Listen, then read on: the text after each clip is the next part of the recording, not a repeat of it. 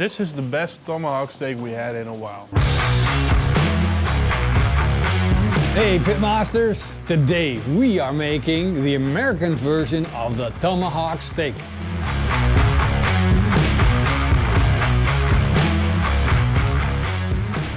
I was watching the American Barbecue Showdown on Netflix. You guys might have seen it, where backyard barbecuers come together and have a competition. Somebody was cooking tomahawks and he said, well, it's gonna lack a lot of flavor. For me, that's gonna be a low score. And I realized in that moment in time that this is the difference between European style of cooking a steak and the American barbecue style of cooking a steak. It's the amount of flavor that they add to the steak. I got this insane looking tomahawk with beautiful marbling from the Wagyu breed, 8 to 9 level of marbling. Super crazy good stuff. Oh man, this is gonna be such a good episode. And I must say that there's no right way or a wrong way to do it. You can have your personal preference. But today, I'm gonna cook my tomahawk steak American style.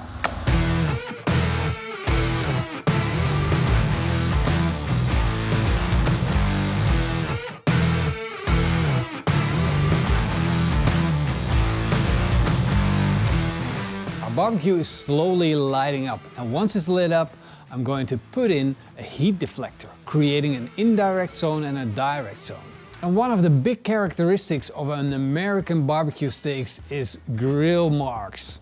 Yes, that's right. So I got a big fat ass cast iron grill grate just for the grill mark. And we're going to put this over direct heat. Then our barbecue is set up, but now we're going to season our tomahawk. Let's get the steak out of the way and start with our rub. Of course, we're going to need 1 part fleur de sel, which is a light sea salt, half a part of ground black pepper, 1/4 part of onion powder, 1/4 part of garlic powder, and finally 1/4 part of paprika powder. Mix that all up, and now we get the steak back. Sprinkle the rub on the tomahawk steak, do it on both sides, and don't forget the outsides. This is a big piece and it needs a lot of flavor.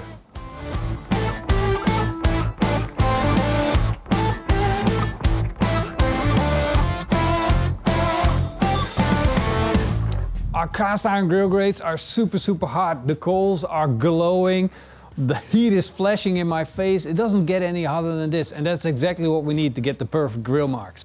Tap it a little bit, put some pressure on, make sure that every little part has contact. We immediately can smell the herbs. We don't want it to sit on there too long, we just need some sear marks. At this time you're thinking, whoa, Pitmaster, why are you not doing the reverse sear? Well, if we're just gonna put a little grill mark on, there's no reason to do a reverse sear. We're not gonna really cook the outside. And if you want that beautiful diamond-shaped grill marks, you gotta rotate it 45 degrees.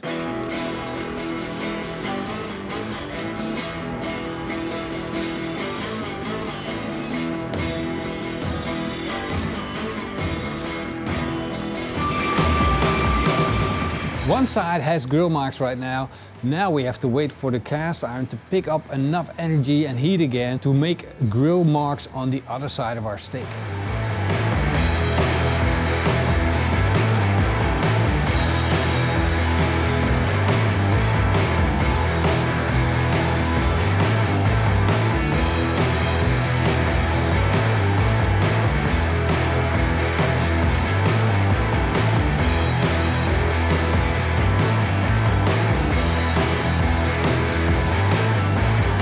We close the bottom and the top vent all the way. This means we trapped a lot of energy into this grill, and that's perfect when you're cooking a steak. But be careful now, if you want to open this up, make sure you're burping this thing, like really slowly letting air in, and make sure all that combustible air is out so you don't get any explosion and you can safely open it up. And then, only then you can check the temperature to see if it's done. Ooh, we're getting closer. Getting closer. I think it's gonna need like 20 minutes more, and then we can let it rest.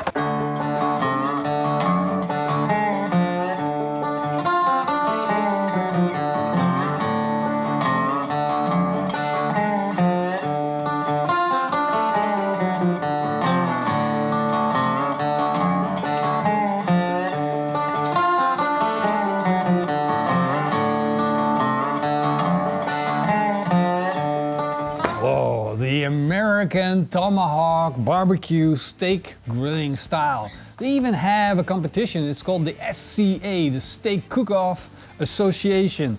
And this is how they cook it for their competition. Well, they might put some butter on and some more herbs and stuff like that, but this is basically it. A lot of flavor, sear marks, and a lot of big, bold things. I must say I'm really hungry now because it really smells good. Let's give this a try. There we go.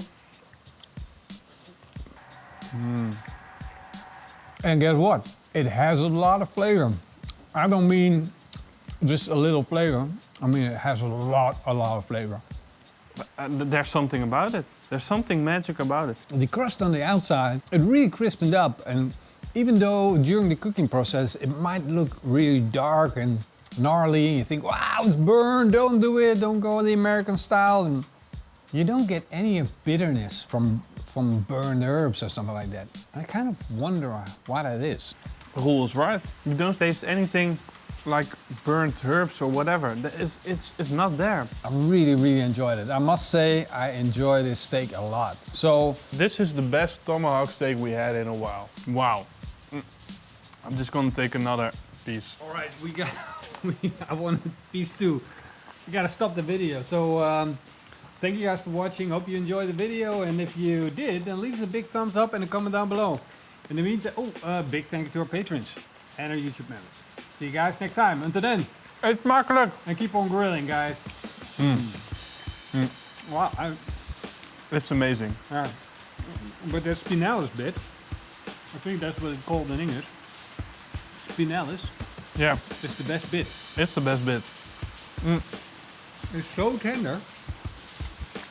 But also, there's something about that crust. It doesn't taste like burnt at all. It's just a lot of texture. And it makes the fat better. Yeah. Everything's better. Everything is better. But Yeah. the big but is you don't taste the beef. No, that's true. That's true.